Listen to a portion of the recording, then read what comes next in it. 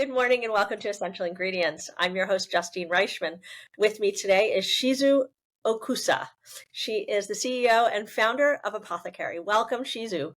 Hi, Justine. Thank you so much for having me. I'm super excited. I've been waiting weeks for this. Oh, me too. I'm super excited, not just to meet you, but to also learn about what you're doing because it sounds super interesting.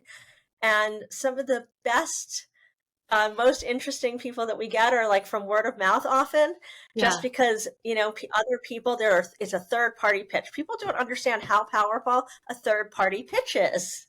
So fascinating. I mean, I know, and our mutual connection was with Ashwarya from Brightland, and she's been a dear friend of mine in entrepreneur group, and she's in multiple group chats with me as we talk about business stuff all the time. Yeah.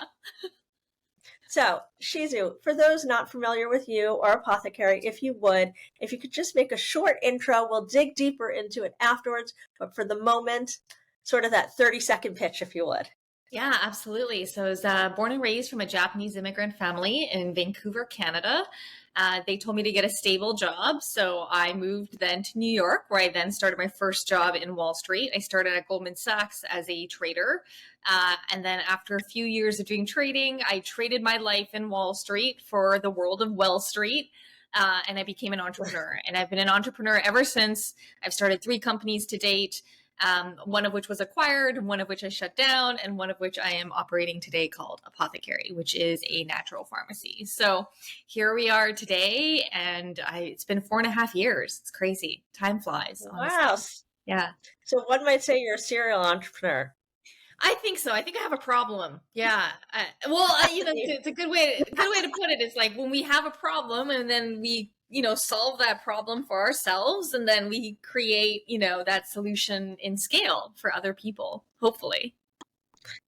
Yeah, no, I agree.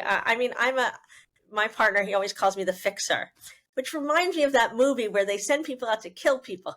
So that's that. But between you, me, and him, what it means is that I always want to solve the problems. Yeah. So maybe that's sort of in our DNA as entrepreneurs. Solving problems. So. I think we have to be, because it's like, even today, like there's always problems that are happening, but it's also like, if you focus just on the problems, you'll get nothing done. But I think there has to be a joy in fixing the problem and getting to that next stage of solution and then making things better and better. In Japanese, we call that kaizen, which is like a very simple term for like even how Toyota runs their business, is continuous improvement every year, all the time. Kaizen. I like that. Kaizen. Now, if we were going to do that phonetically, how would you spell it? K-A-I-Z-A? Yeah, Z-E-N. Kaizen. Oh, Kaizen. Okay. Yeah, I like that. Okay. Yeah. It's so, a really popular term in Japan. It is? Yes. Really? Very popular term. Yeah, there's a lot of like words in Japanese that aren't totally translatable in English.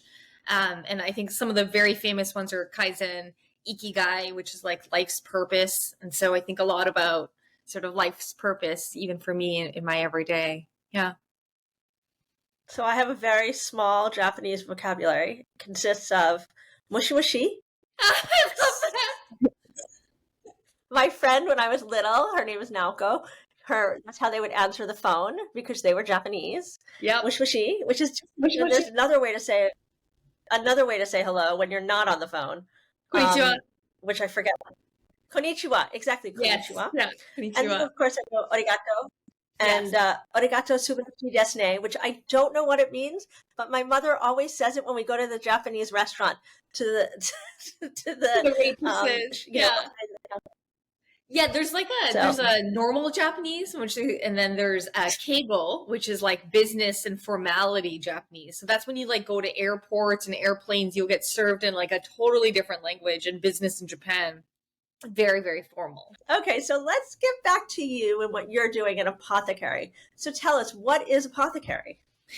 Apothekary is really what we call a natural pharmacy. And so I had my original sort of aha moment. A lot of people like to ask about that. And it really was when I was kind of walking through those aisles of Walgreens and CVS. And I quickly realized, everything was in like an opaque plastic bottle with ingredients we don't recognize, and pills and capsules. And I was like, I don't really want to take another pill or another capsule and I don't really know what's inside or how long it's been sitting on this shelf. And so I kind of tapped back into the history of at least the Japanese culture of healing and herbal medicine, and kind of really wanted to think about how do we create a natural pharmacy? Because I've always been in the space of wellness. My first company was a cold pressed juice business. And so naturally it was like this evolution from physical health into more what I would call mental and emotional health. And so Apothekary really serves consumers today mostly around their stress and their stress responses. And instead of grabbing alcohol, or instead of grabbing weed, or instead of grabbing another pill, we try to give them more sort of natural herbal remedies that support to their ailments in a more root cause way and not just treat the symptom.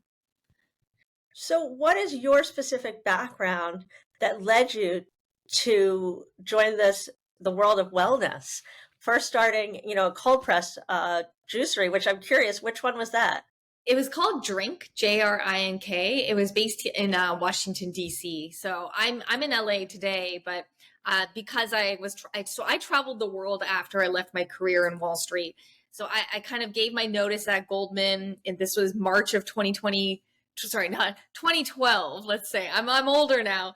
And at that point, I actually lived in Africa. I lived in Mozambique for about a year, and then I spent about 3 months in Bali actually because I wanted to really learn about herbal medicine. So I got my herbal medicine training in Ayurveda, yoga teacher training. And I think that's where I got really exposed to food as medicine. And this was, again, back in 2012. Food as medicine was not really concept thing people were talking about back then. And of course, people are talking about it all day, every day today. But really, it was like back then, it was still pretty a novel idea. So, this evolution again from like fresh and clean food and juice to then clean medicine was sort of my next journey.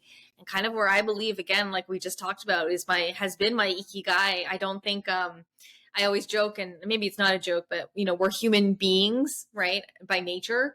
But sometimes we're too caught up in being human doings. But at the core of it, I tend to think we are human healings, and we're all on this sort of journey of healing and naturally being a better version of ourselves every day.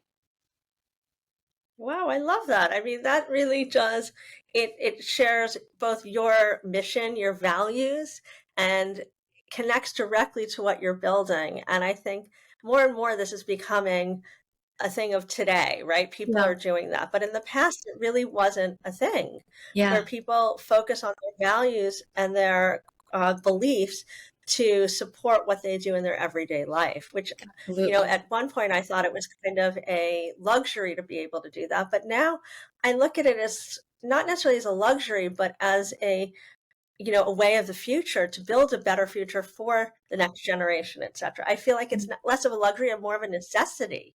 I was just going to say it's a necessity. I think consumers are so smart today. If it's not natural, if it's not necessary, if it's not authentic, people will cancel you like it's the course of Yeah. society where it has to really come from this, I think, deeper part of you and who you are. Because there are so many challenges when you build a business, so many. And I think truly it's the ones that can be resilient and focus on that core mission and value and the why that keeps you going. Otherwise, it's like people will trickle out and tap out. It's so hard. And so I think for me, at least, like it's still every day, you have to be always like, it's worth it. It has to be worth it. And you have to be solving that problem for the bigger and greater cause. Yeah, I would agree. I mean, that's why I do what I do, Yeah. right? And I think, having all these founders on and people changing the future of food and impacting the future of food and Yeah. driving for better food in our community, both regenerative and sustainable, really allows you to connect with people that have a similar vision for the Yeah. future. And Absolutely. I think it's infectious. I think Yeah. it's infectious Yeah. because how can you listen to somebody share their story, talk about how it's going to improve our future, both for health, for the climate, et cetera, and not want to do better? Right. I mean, yeah, it should be a motivator. And it also, I think, is like a reminder, of our everyday and what we're putting in our bodies, for God's sakes. And yeah, I think fundamental, it's actually something that Ashwari and I talk about probably all of the time. Yeah. So when you built this company, when you kicked it off, when you founded it, what were you most hopeful for? Hopeful for. Wow. So we started in January of 2020, right before COVID. And I had very little expectations of what I thought the business could do. I just exited my first company. I just finished the earnout and I just finished the transition. I wasn't really looking to hit the pavement hard and go real hard again for, another 8 years, because I did the first company for 8 years. But the world tells you exactly what you need. And as soon as the pandemic happened, I mean, our business exploded. We kind of, everybody was focused on getting health, right? And preventative health. And, I think you probably remember when people were hoarding food in their pantries at the time. And so Toilet paper, food, toilet paper, water. food, water, everything, herbs, who knew? And so I think we really kind of had a real first year moment where we went from like 1.5 people, and one being me, to over, I think, 13 by the end of the year. And today we're about 60 people. So it really has been just, I think, a result of consumers wanting more preventative, healthy solutions for their bodies. But also, I hate to say this, but we're a country that's pretty unwell, but we want to be well. And so I think about my hopes for this business is really just to give people the tools and education and support to that they can be their own quote unquote pharmacist with an F, so that people can really be empowered to make everyday healing second nature. I mean, that is our slogan, to make everyday healing second nature. And so that's kind of my hope is, regardless of apothecary or not, we hope that we can empower someone to use a more natural way of healing. Yeah. I mean, that's so important, right? And to share that information. I'm curious, what are the best ways that you find to educate your consumer so they can make better choices, more informed choices? Yeah, absolutely. I mean, so we do a number of different things on the education side today for Apothecary. A lot of that is, digital, but then we also do a ton of in-person events. And I often find, even if you don't attend the in-person events, it's those events that, whether we share sort of the recap or what they have missed or photos of that, that's when we get the most engagement. So I think, at least in the world of wellness and in healing, I think offline is still just a really important place for building the community and building that sort of like one-on-one, like I feel the same way as you. Feeling is healing. And I think that's something where education, but also experiences, is something that we're really doubling down on. So we'll be doing our first sort of journey actually to Japan starting this October and opening that up to our community. Because again, we're not just about herbs and like ashwagandha. We're really focused on how do we make healing and that everyday sort of forest bathing, as an example, really accessible for the consumer today in a really natural way. Can you share maybe 3 things that you do to make it accessible for the layperson? That I do personally in my everyday, you mean? Or either that you do personally or that you could recommend. I mean, maybe I think what you do personally would be amazing. Yeah, absolutely. So when I wake up first thing in the morning, when I used to be in Wall Street, I used to have coffee. Literally the first thing I'd wake up, I'd like hit the espresso button. That is like actually really not great for you. You really shouldn't have caffeine as the first thing into your body, because it stimulates cortisol. And cortisol is a hormone that stimulates a stress response. And so naturally, when I wake up, which is around 5 a.m., I want to have that coffee, but I don't. I always keep water accessible by my bedside or where I brush my teeth, because you should always have water first and alkalize your stomach. And so that's kind of the first thing that I do every single day. And I skip the coffee until about after 10 a.m. So caffeine comes later. And I usually have some of my herbs. So I would have usually around maca, which is a adaptogenic herbal sort of root that's used mostly in Ayurvedic medicine, but it's from South America. It's a Peruvian root. It's really great for energy without caffeine. It also tastes great. So if you like that sort of creamy, nutty flavor, I add that into matcha, or I add that into coffee. So that's one thing that I do. I also do face ice baths. So I don't have the luxury of having an ice bath at home.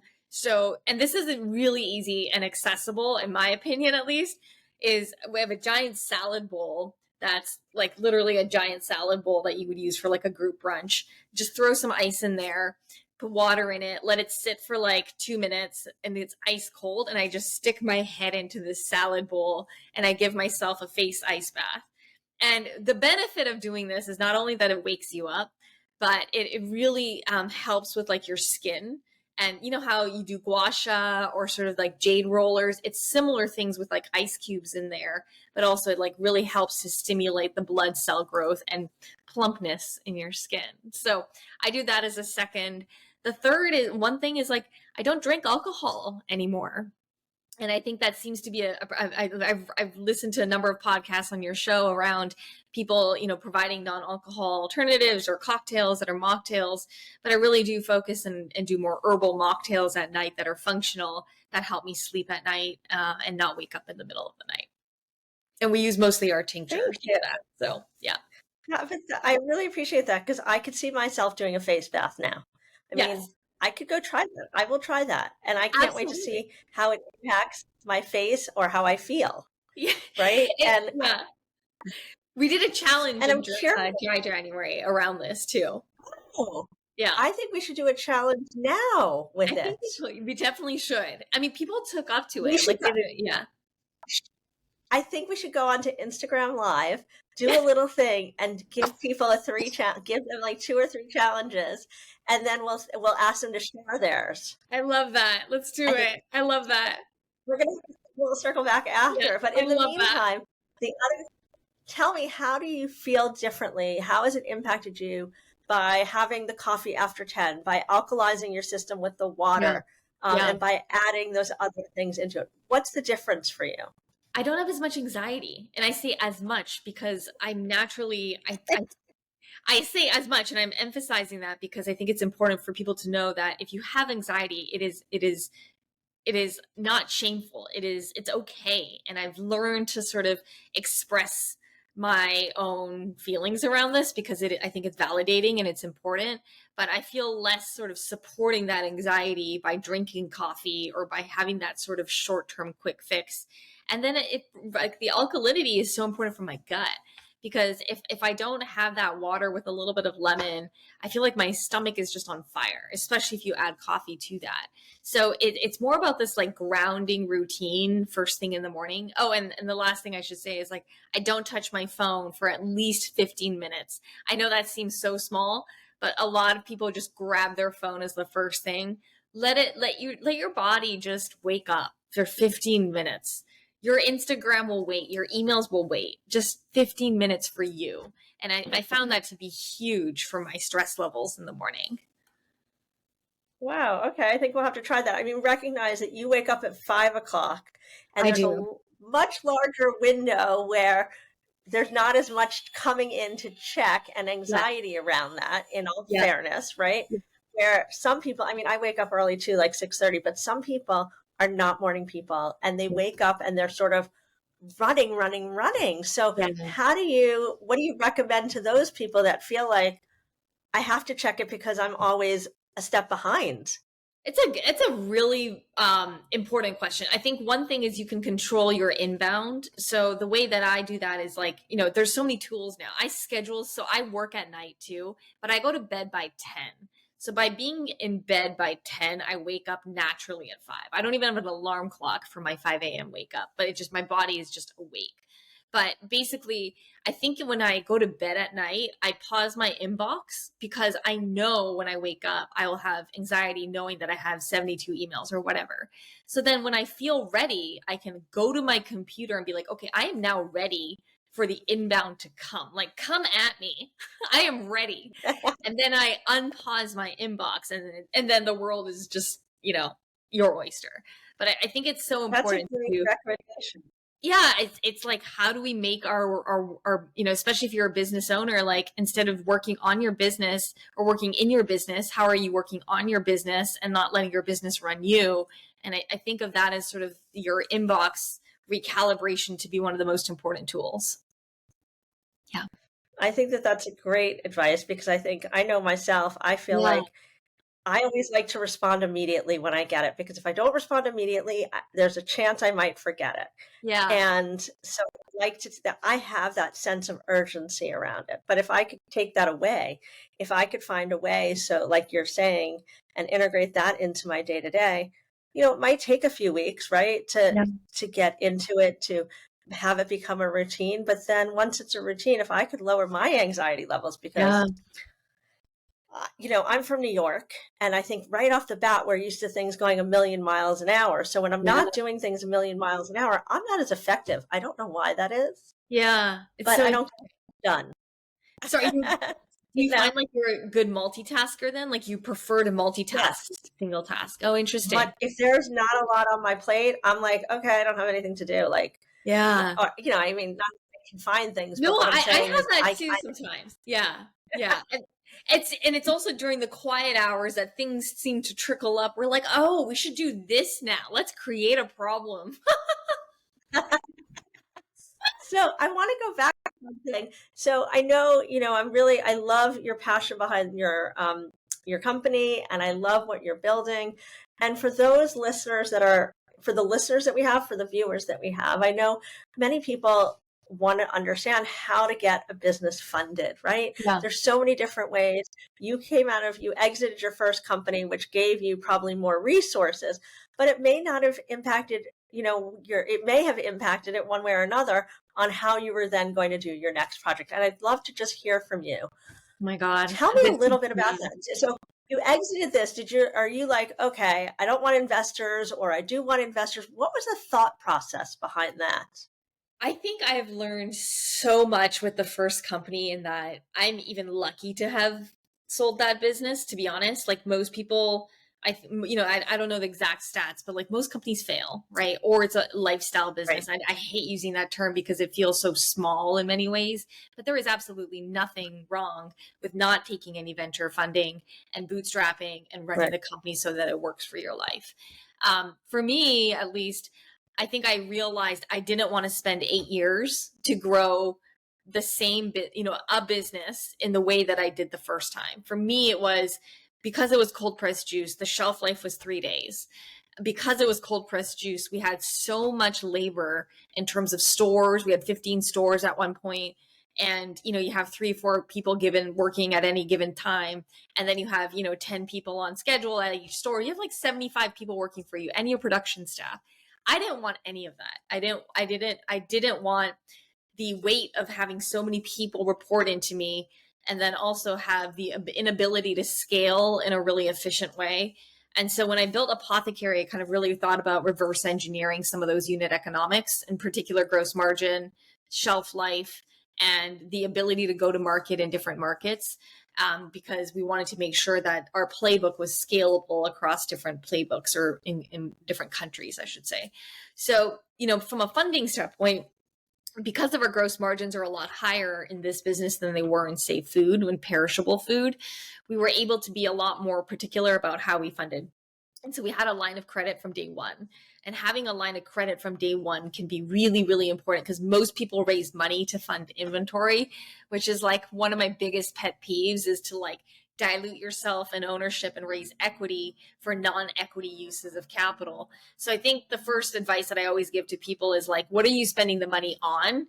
If it's something like inventory, are there more non-dilutive options like debt, or angel sort of shareholder loans even you could look at? But we did raise some money. For Apothekary, we raised about $12 million to date. So we've done a few rounds of funding over the last 4.5 years, and this much support from existing investors from my first company as well, that wanted to come invest again in my second venture. And I feel really fortunate for that. But for people that may not have that network, or may not have had any experience fundraising, it really starts by knocking on the door. By no means has it been easy for me either, raising 12 million, especially in the last 12 years.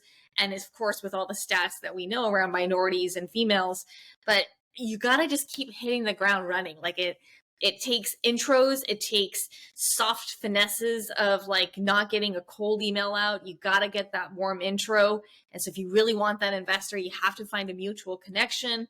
It's a lot of EQ, I think, when fundraising versus IQ, in my opinion. And then you got to know your numbers. So I think it's really important. Like, what's your CAC? What's your lifetime value? What's your CL time value relative to your ratios and ROAS? All those different things. Like, you just need to know your business inside out. So that's my advice for whatever it's worth, I think. And don't take every check that comes your way. I think that's probably one thing that I've learned the most since my first company is we took on investment from investors that frankly didn't understand the business and gave extra pressure in a really unnecessary way. And I will never take that kind of money ever again. I think that's really sage advice. I mean, I think it's really challenging and it's really hard to go out and raise money. Yeah. And like you said, some people are looking to create a lifestyle business. Some people are looking to create a real business, not a real business, but a larger business with Large. greater Yeah. impact, greater reach. And there's people that have done it privately too. Let's not be, obviously that's happened too. Yeah. But I think that there's a variety of different options and there's no wrong answer. It depends on what the goals are, the mission, and the opportunity, the market Absolutely. size as well. Yeah. So I think that that's really great advice. And it's something that it's really to know that you're saying it's really hard. It's not that it's comforting, but you know that somebody that's done it recognizes the challenges behind it, Yeah. which It's begs so my hard. next Yeah. question. Yeah.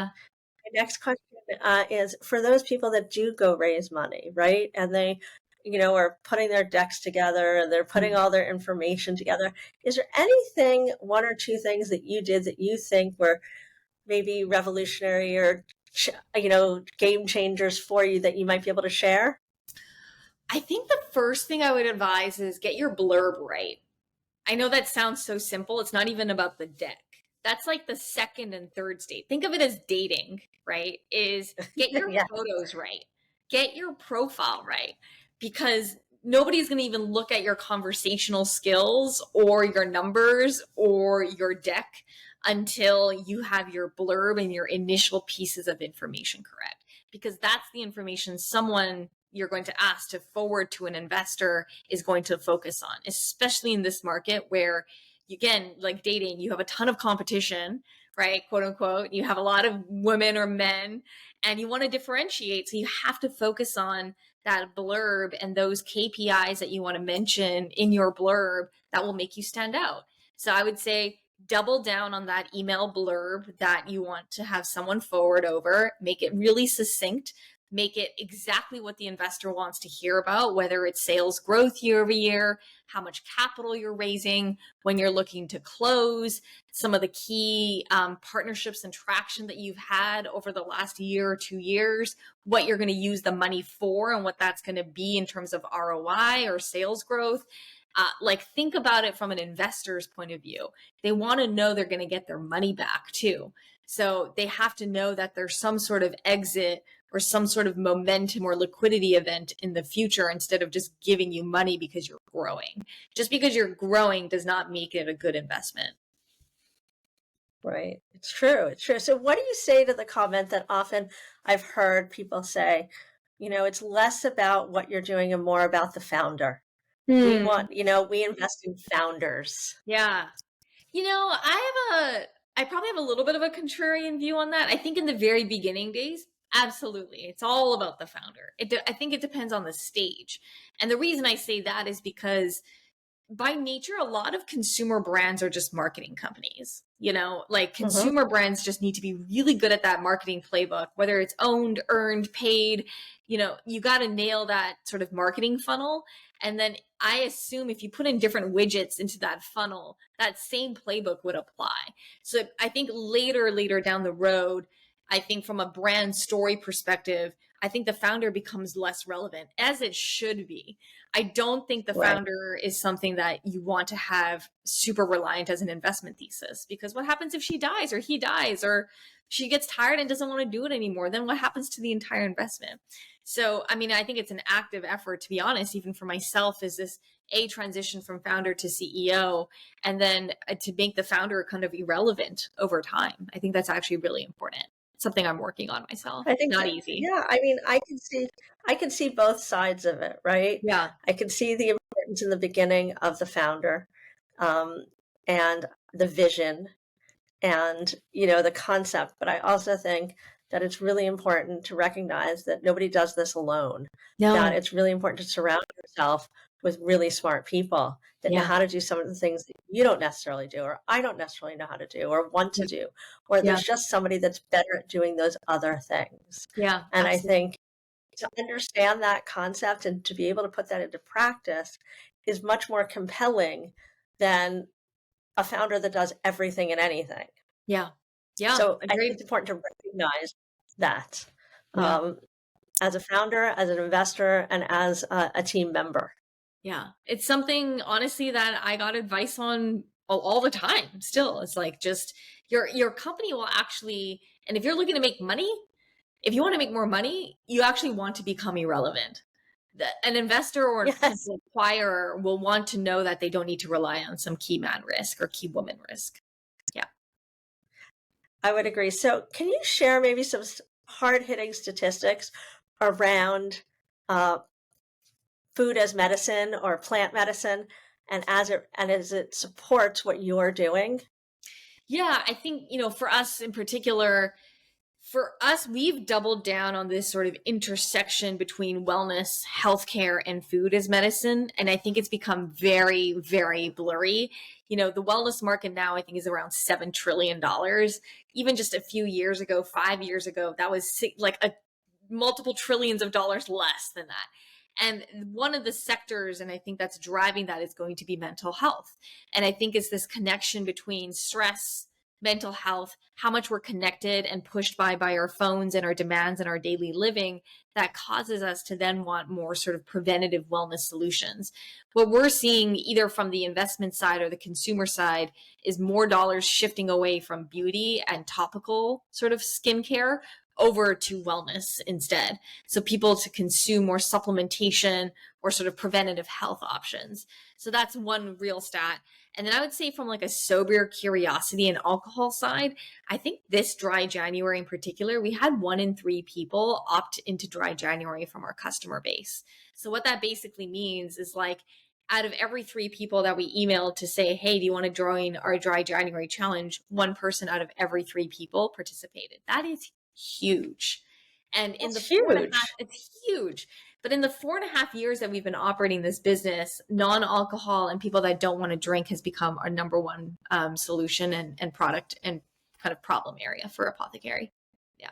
But again, Wow. it's less to do with not drinking and more to do with the fact that people are very stressed out and want sort of a better for you solution that's not alcohol or chemicals. Who knew? Shizu, thank you so much for joining us today. If Absolutely. anyone wanted to learn more about Apothekary, what's the best way to do that? They can find Apothekary at apothekary.co. It's a apothecary with a K. And then at Instagram, same thing at Apothekary Co. My handle is Shizu Okusa, first and last name. You can always find me on Instagram, LinkedIn, smoke signal me anytime. I'm around. Thank you for having me, Awesome. Thank you so Justine. much. Oh, it's my pleasure. It was so great to learn about you, your journey, your products. I can't wait to try them. Thank you. We'll have to send you some for sure. I appreciate your time. I'd love that, especially so we could do our frozen face. I've named it Absolutely. the frozen Frozen face. face and non-alc at night. Yep. Exactly. Awesome. Thank you.